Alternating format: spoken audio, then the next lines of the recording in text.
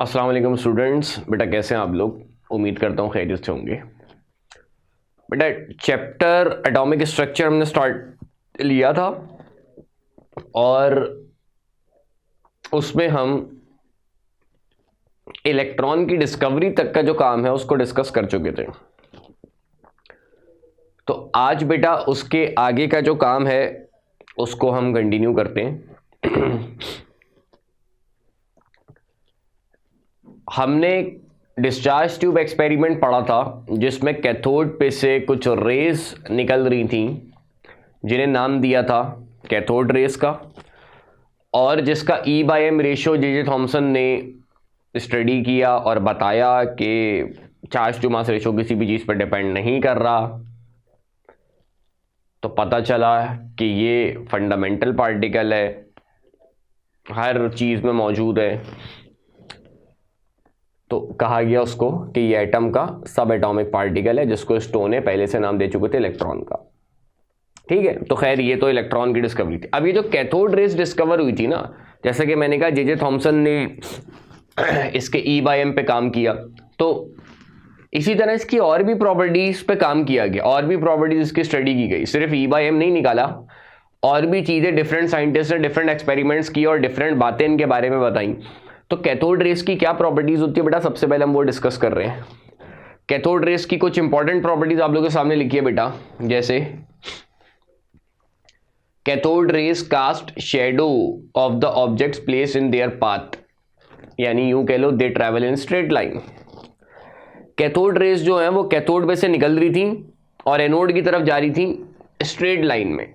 कैसे पता चला? उनके रास्ते में जब कोई ओपेक ऑब्जेक्ट रखा तो उसका शेडो पीछे बना, तो जिससे ये बात प्रूव हुई कि ये लाइंस आपकी जो है वो स्ट्रेट ट्रैवल कर रही हैं। जब भी तो शेडो बन रहा है, अगर स्ट्रेट ट्रैवल नहीं करती तो फिर शेडो नहीं बनता। जैसे सन से जो रेज आती हैं, अगर आप उसके सामने किसी ऑब्जेक्ट को रख दो या आप खड़े हो जाओ तो आपका शेडो सामने बनेगा। क्यों? क्योंकि सन से जो रेज आ रही हैं, सन से जो लाइट आ रही है बेटा, वो आपकी स्ट्रेट लाइन में ट्रैवल कर रही हैं। सही? तो जब भी लाइट या फिर रेडिएशन स्ट्रेट लाइन में ट्रैवल करेगी, उसके रास्ते में आप कोई ऑब्जेक्ट रखोगे तो उसका शेडो पीछे बन जाएगा।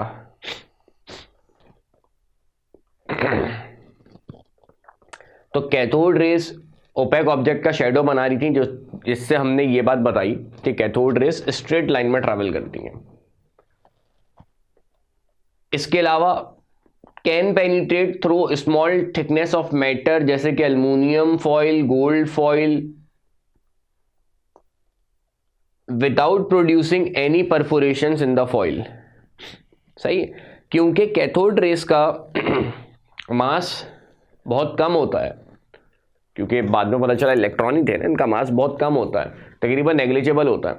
तो एल्युमिनियम फॉइल, गोल्ड फॉइल में से पास हो जाते हैं, और क्योंकि इनका मास बहुत कम होता है तो जब ये उसमें से पास करते हैं तो उसमें परफोरेशंस को प्रोड्यूस नहीं करते, यानी उसमें होल्स वगैरह को प्रोड्यूस नहीं करते, बस ऐसे ही उसके आर पार हो जाते हैं। समझो लाइट है, लाइट को आप गिलास में से पार करोगे तो आर पार हो जाएगी, उसमें परफोरेशन उसमें सुराख करती हुई नहीं जाएगी।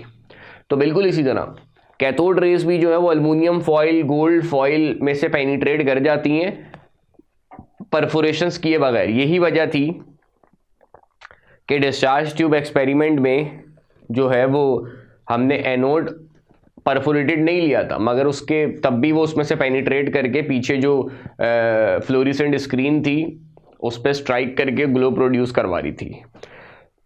लेकिन पॉजिटिव रेज में क्योंकि उनका मास ज़्यादा होता है तो वहाँ पे हमें कैथोड को परफोरेटेड लेना पड़ा था। आगे अभी ये पढ़ेंगे। अगली property, emerge normally from cathode and can be focused by using concave cathode. Cathode है, ये इसका प्लेन है, ऐसे निकल रही है रेडिएशंस। ये देखो, ये कैथोड है, ऐसे निकल रही है रेडिएशंस, यानी कैथोड की प्लेट से या इसके प्लेन से 90 डिग्री बना रही है, तो उसको कहते हैं नॉर्मली या perpendicularly. And can be focus by using concave cathode. अगर आप कैथोड को कॉनकेव ले लोगे तो सारी रेज एक पॉइंट पे आके क्या हो जाएंगी? फोकस्ड हो जाएंगी। सही? अभी आप सीधा ले रहे हो तो सारी रेज पैरेलल निकल रही हैं। अगर आप कॉनकेव लोगे तो यहाँ से 90 डिग्री ऐसे बनेगा, यहाँ से 90 डिग्री ऐसे बनेगा, यहाँ से 90 डिग्री ऐसे बनेगा, तो एक पॉइंट पे सारी रेज आपकी क्या हो जाएंगी बेटा? कन्वर्ज हो जाएंगी, फोकस्ड हो जाएंगी। नेगेटिव चार्ज होता है इनमें, और वही मैंने कहा जिसमें का ई बाई एम पढ़ा गया तो बताया गया कि ई बाई एम इनका चेंज नहीं हो रहा, तो नाम दिया गया इनको इलेक्ट्रॉन्स का। और वही वाली बात, इनका जो नेचर है यानी इनका जो ई बाई एम है वो किसी भी चीज पर डिपेंड नहीं कर रहा था, ना इलेक्ट्रोड के मटेरियल पे डिपेंड कर रहा था और ना डिस्चार्ज ट्यूब पे डिपेंड कर रहा था, डिस्चार्ज ट्यूब पे जो गैस रखी है उस पर डिपेंड कर रहा था। तो ये कुछ कैथोड रेज की प्रॉपर्टीज थी। इसके अलावा और भी कुछ बेसिक प्रॉपर्टी थी, जैसे फ्लोरिसेंट प्रोड्यूस करते हैं, फ्लोरिसेंट स्क्रीन से टकराती हैं तो उस पर जो है वो ग्लो प्रोड्यूस करवाती हैं, ठीक है। और इसके अलावा एक्स रेस की प्रोडक्शन में आप आगे पढ़ोगे कि जब कैथोड रेस मेटल से टकराते हैं तो उसमें से एक्स रेस को निकलवाते हैं, तो एक्स रेस की भी प्रोडक्शन होती है कैथोड रेस से जब कैथोड रेस मेटल से टकराते हैं। इसी तरह आगे पॉजिटिव रेस की प्रोडक्शन में आप पढ़ोगे कि जब आपके जो कैथोड रेज हैं यानी आपके जो इलेक्ट्रॉन है वो गैस के मॉलिक्यूल से टकराते हैं तो उसकी आयोनाइजेशन भी कराते हैं, तो दे कैन आयोनाइज गैसेस। तो कहने का मकसद है इसके अलावा 2-3 प्रॉपर्टीज और भी थी, लेकिन कुछ जो इंपॉर्टेंट प्रॉपर्टीज लिखी हुई थी वो हमने यहां पे उसको डिस्कस किया। ये देखो आगे प्रॉपर्टीज लिखी हुई भी है। They can be deflected by electrostatic field. सही है, क्योंकि इन पे नेगेटिव चार्ज है। देखो नेगेटिव रेस थी निकल रही हैं, अब मैं क्या करूं, नेगेटिव प्लेट लगा दी, पॉजिटिव प्लेट लगा दी, तो नेगेटिव से रिपेल करेगी, पॉजिटिव से अट्रैक्ट होगी, तो स्ट्रेट जाने के बजाय इधर मूव कर जाएंगी। और आप फिजिक्स में एक चीज पढ़ते हो कि जब भी चार्ज ऑब्जेक्ट्स मूव करते हैं तो उनमें ना सिर्फ इलेक्ट्रिक फील्ड का असर होता है बल्कि मैग्नेटिक फील्ड का भी असर होता है, तो मैग्नेटिक फील्ड से भी डिफ्लेक्ट कर जाएंगी आपकी जो कैथोड रेज है। इलेक्ट्रिक और मैग्नेटिक दोनों फील्ड से डिफ्लेक्ट होती हैं। मैकेनिकल प्रेशर रखती हैं, यानी ये सिर्फ रेडिएशंस नहीं है, पार्टिकल नेचर भी रखती हैं। कैसे पता चला, इनके रास्ते में एक लाइट पेडल व्हील रखा, कोई भारी पहिया नहीं, एक हल्का फुल्का सा पहिया रखा, तो जब ये रेडिएशंस उस व्हील से टकराई तो वो व्हील रोटेट कर गया, जिससे बात पता चली कि अगर ये खाली लाइट होती तो लाइट जब किसी चीज से टकराती है, रेडिएशन जब किसी चीज से टकराती है तो उस पर प्रेशर नहीं लगाती, वो व्हील रोटेट नहीं करता। मटेरियल ने, किसी पार्टिकल ने व्हील से टकराया है, जब भी आपका पहिया जो है वो रोटेट किया है, तो इसका मतलब पार्टिकल नेचर रखती हैं, प्रेशर लगाती हैं चीजों पे, और प्रेशर जो है वो आपके पार्टिकल्स ही लगाते हैं, वेव या आपकी कह लो रेडिएशन नहीं लगा सकती। तो खैर ये थी कैथोड रेज की डिस्कवरीज। इसके बाद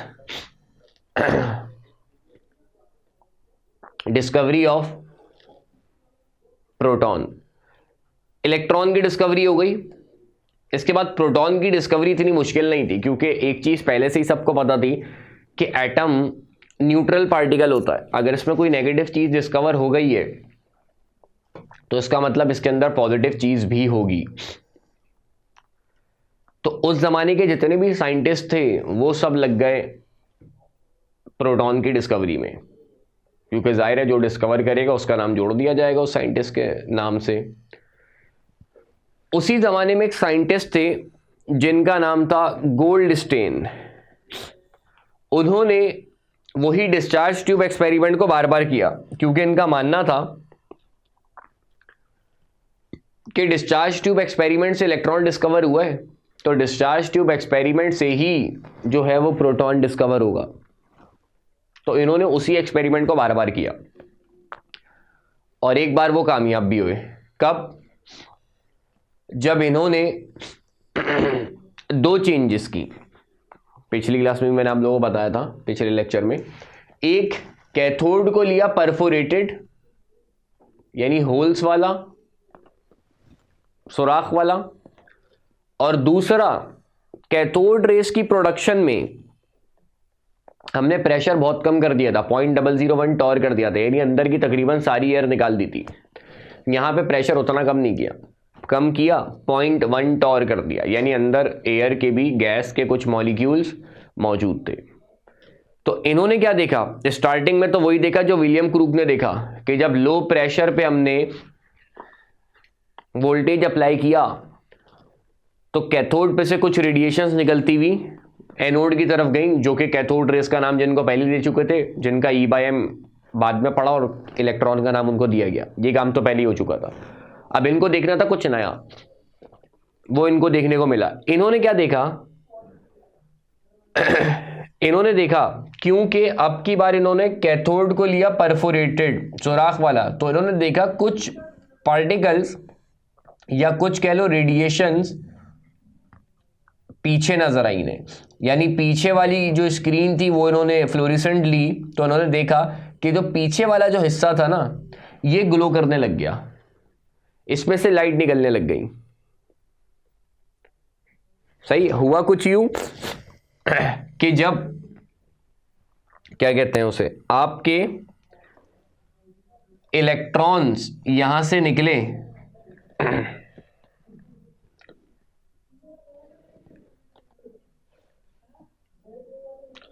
आपके इलेक्ट्रॉन्स यहां से निकले, काफी सारे इलेक्ट्रॉन निकले, मैंने तो एक बनाया, कैथोड रेस निकली जो बेसिकली क्या आती है इलेक्ट्रॉन थे, और ये टकराए गैस के मॉलिक्यूल से।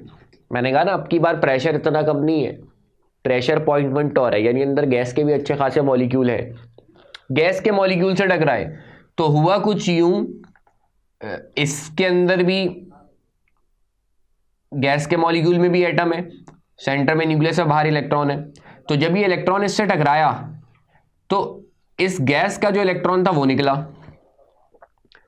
अब जब गैस का इलेक्ट्रॉन निकला तो अब ये बन गया पॉजिटिव आयन। अब जब ये बन गया पॉजिटिव आयन तो यहां है नेगेटिव प्लेट, वहां है पॉजिटिव प्लेट, ये कहां जाएगा बेटा, इधर आएगा, इधर आके पीछे जमा हो गया। तो ये जो पॉजिटिव पार्टिकल्स पीछे जमा हुए मिले, इनको नाम दिया गया बेटा पॉजिटिव रेस का या फिर कैनाल रेस का। पॉजिटिव रेस का इसलिए क्योंकि इन पे पॉजिटिव चार्ज है, और कैनाल रेस का इसलिए क्योंकि ये कैथोड के होल में, कैथोड के कैनाल में से पास हो रहे हैं, तो इस वजह से बेटा इनको कैनाल रेस का नाम दिया गया।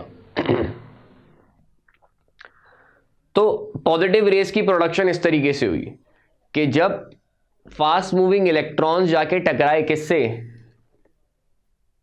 किससे टकराए, गैस के मॉलिक्यूल से, तो उसके अंदर से इलेक्ट्रॉन निकलवाया। दायरा जब एक फास्ट मूविंग इलेक्ट्रॉन, बहुत हाई काइनेटिक एनर्जी का इलेक्ट्रॉन जाके किसी चीज से टकरा रहा है, अपनी एनर्जी ट्रांसफर कर रहा है, वो एनर्जी उसके इलेक्ट्रॉन एब्जॉर्ब करेंगे और निकल के बाहर आ जाएंगे। जब इलेक्ट्रॉन उस पे से निकल के बाहर आ गया तो अब उस पर आ गया पॉजिटिव चार्ज। अब वो एटम नहीं रहा, वो पॉजिटिव आयन बन चुका है। जब वो पॉजिटिव आयन बन गया तो कहां आएगा बेटा, नेगेटिव प्लेट की तरफ आएगा।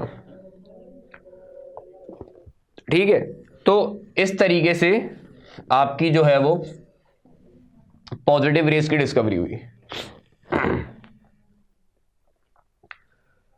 अच्छा, उसके बाद ये देखा गया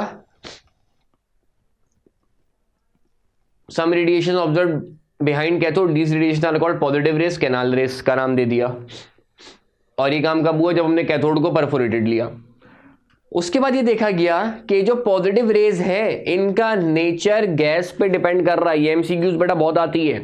कैथोड रेस का जो नेचर है, कैथोड रेस का जो E/m रेशियो है, वो किसी भी चीज पे डिपेंड नहीं करता, ना गिलास, ना मतलब ट्यूब पे डिपेंड करता है, ना ट्यूब के अंदर जो गैस है उस पर डिपेंड करता है, ना इलेक्ट्रोड्स पे डिपेंड करता है। जबकि पॉजिटिव रेस, कैनाल रेस का जो E/m रेशियो था, उनका जो नेचर था वो गैस पे डिपेंड कर रहा था।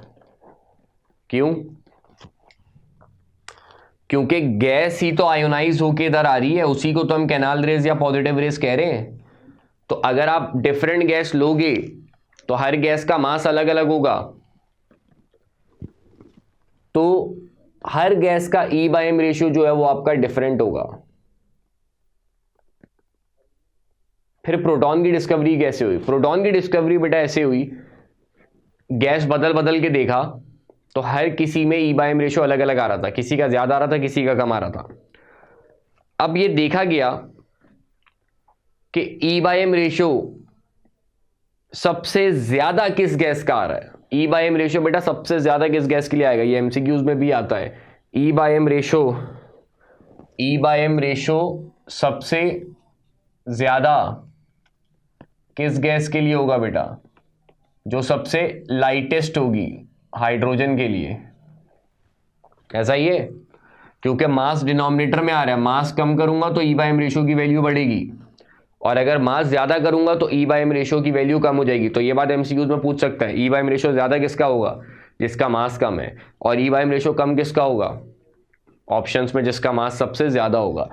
तो E/m रेशियो देखा मैक्सिमम कब आ रहा है? जिसका मास सबसे कम होगा सारी गैसेस में। सारी गैसेस में सबसे कम मास होता है बेटा हाइड्रोजन का, तो हाइड्रोजन का E/m रेशियो सबसे ज्यादा आया। तो अब कहा गया कि इसका E/m रेशियो सबसे ज्यादा आ रहा है, तो उसका मतलब इसमें जो पॉजिटिव रेज जनरेट हो रही हैं उसका मास सबसे कम है। इससे कम मास कोई भी गैस रखने पे नहीं आ रहा था, सारी गैसेस रख के देख लिया, E/m रेशियो इससे कम ही आ रहा था। E/m रेशियो मैक्सिमम आया हाइड्रोजन के लिए, इसका मतलब मास यहां पे मिनिमम है। सही है। अब क्योंकि इससे कम मास तो आ ही नहीं रहा था, तो इस वजह से साइंटिस्ट ने कहा कि हाइड्रोजन की दफा जो पॉजिटिव रेज बन रही है बेसिकली, वो सिंगल यूनिट का मास होगा। मतलब उनका जो मास होगा वो सिंगल, क्योंकि इससे कम तो आ ही नहीं रहा ना। सबसे कम जो मास था वो हाइड्रोजन की दफा ही आ रहा है, क्योंकि सबसे मैक्सिमम जो E/m रेशियो था बेटा वो हाइड्रोजन की वक्त ही बना, बाकी गैसेस में इससे कम बन रहा है E/m रेशियो, इससे ज्यादा नहीं आ रहा। हाइड्रोजन की बारी में E/m रेशियो आपका मैक्सिमम आया है, तो इसका मतलब हाइड्रोजन की बारी में जो पॉजिटिव रेज बनी है इनका मास सबसे कम है, इससे कम मास किसी का भी नहीं है। तो इसका मतलब ये जो मास है ये सिंगल यूनिट का ही होगा। तो उनको नाम दिया गया किसका बेटा? प्रोटॉन का। यानी कैथोड रेस तो हर बारी में इलेक्ट्रॉन है, वो फंडामेंटल थी, उनका E/m रेशियो गैस पर डिपेंड नहीं कर रहा था। तो कोई भी गैस रख दो, जो कैथोड रेस मिलेंगी वो इलेक्ट्रॉन है। मगर पॉजिटिव रेस हर बारी में प्रोटॉन नहीं थी, क्योंकि वो गैस की आयोनाइजेशन से मिल रही थी। अब किसी में 2 प्रोटॉन होते हैं, किसी में 3 होते हैं, किसी में 10 है, किसी में 20 है। एक प्रोटॉन किस में होता है बेटा? आपको पता है हाइड्रोजन में। लेकिन उस वक्त ये बात थोड़ी ना पता थी कि हाइड्रोजन में 1 प्रोटॉन होता है।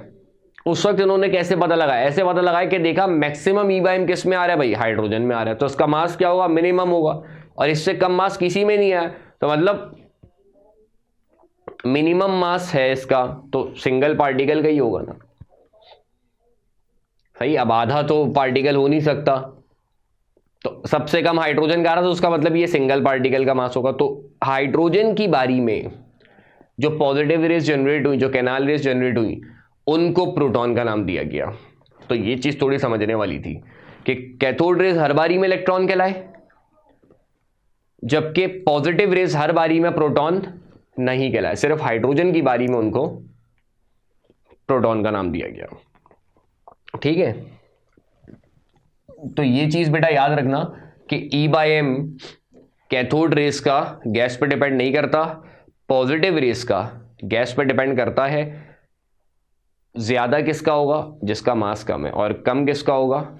जिसका मास ज्यादा है।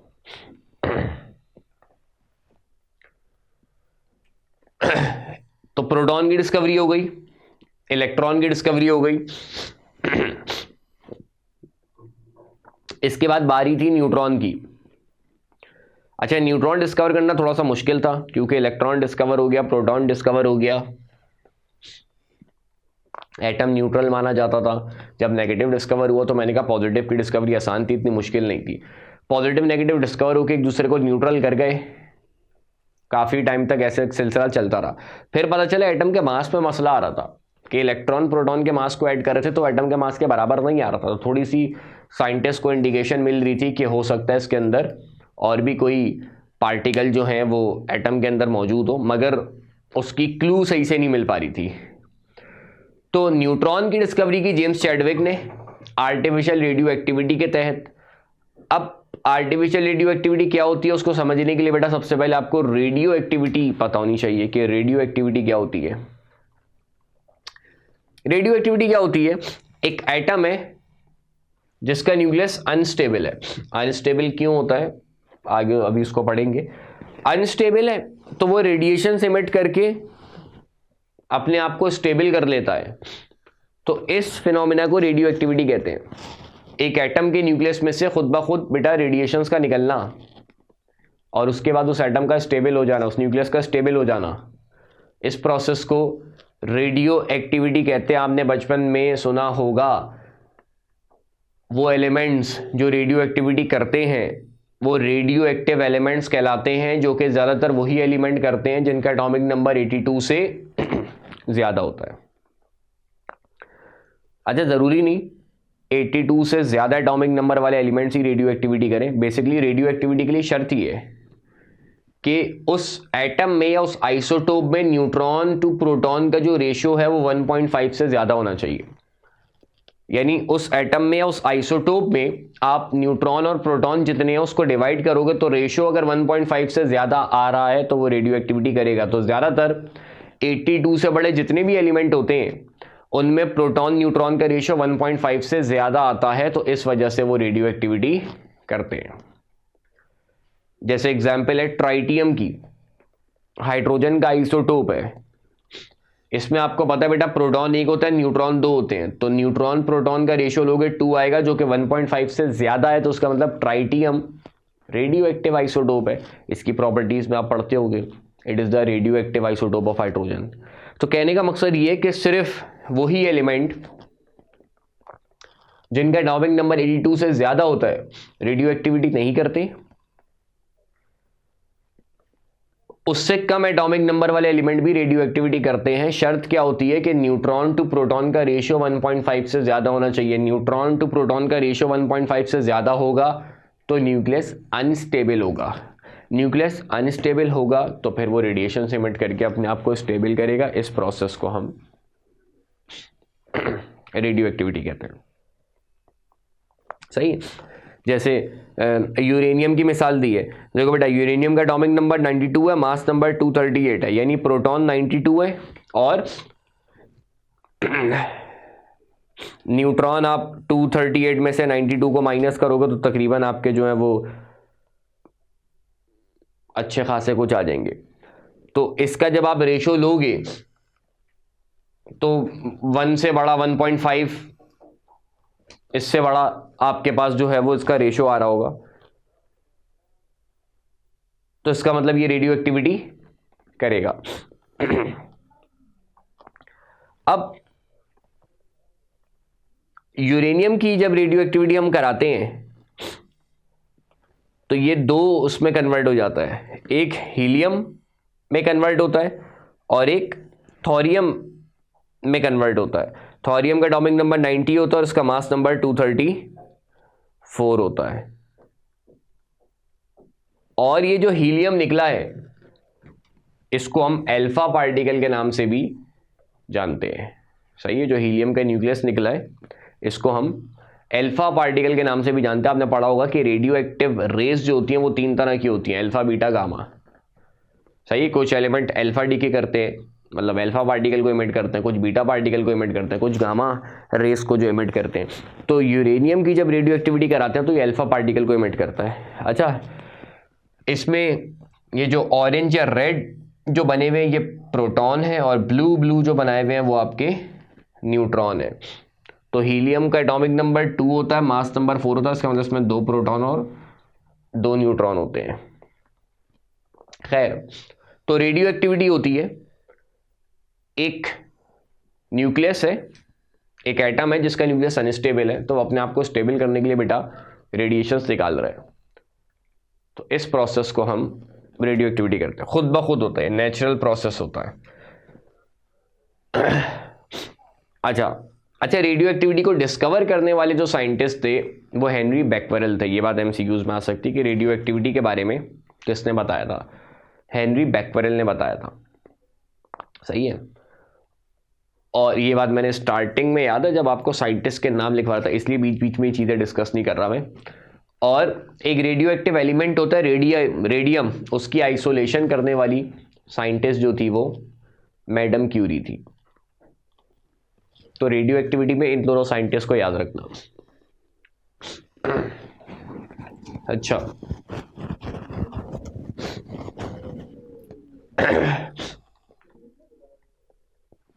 इसके बाद एक्सपेरिमेंट किया गया जिसमें लेड ब्लॉक के अंदर एक रेडियो एक्टिव मटेरियल को रखा गया। लेड ब्लॉक के अंदर क्यों? क्योंकि लेड ब्लॉक जो होता है बेटा वो हर तरह की रेडिएशंस को एब्जॉर्ब कर लेता है।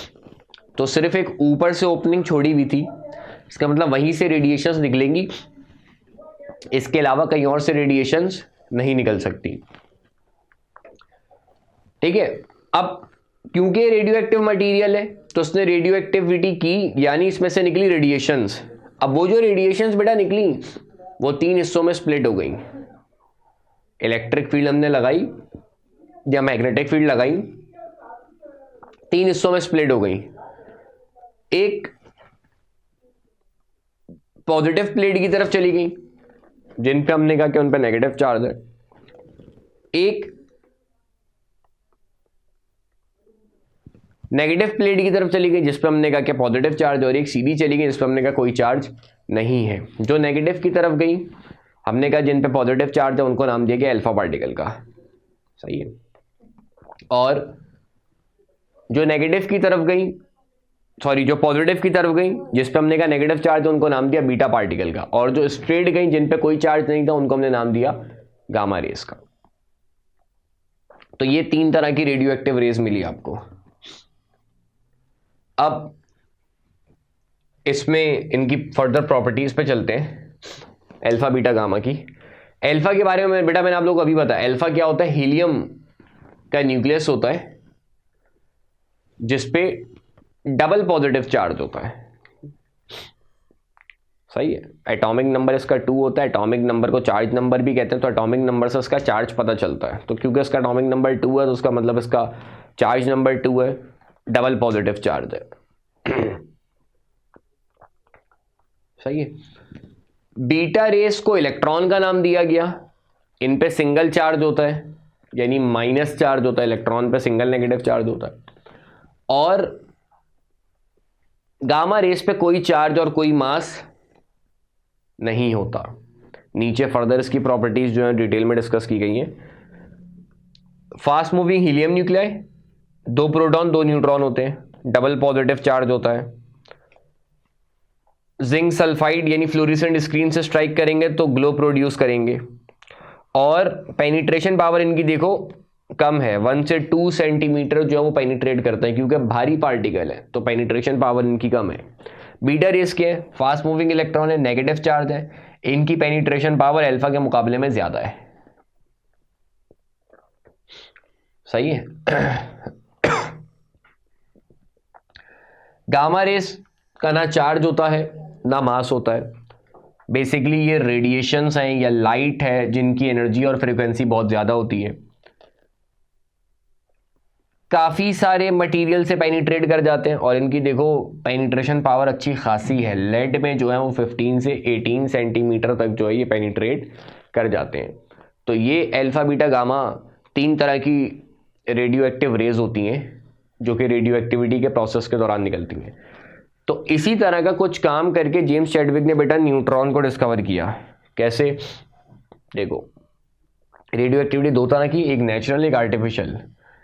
नेचुरल जो खुद ब खुद वो रेडियो एक्टिव एलिमेंट से हो, और आर्टिफिशियल जो नॉन रेडियो एक्टिव एलिमेंट्स में से हो। मतलब एक स्टेबल न्यूक्लियस है, वो रेडियो एक्टिविटी नहीं करना चाह रहा, वो रेडिएशंस नहीं निकालना चाह रहा, आपने उसमें कुछ ऐसा काम किया जिससे वो अनस्टेबल हो गया और फिर उसने रेडिएशंस निकाली, तो ये नेचुरल रेडियो एक्टिविटी नहीं कहलाएगी, ये आर्टिफिशियल कहलाएगी।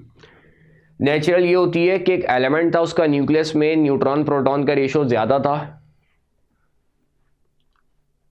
तो वो अनस्टेबल था, अपने आप को स्टेबल करने के लिए रेडिएशन से एमिट कर रहा था। आर्टिफिशियल में न्यूट्रॉन प्रोटॉन का रेशियो ज्यादा नहीं होता,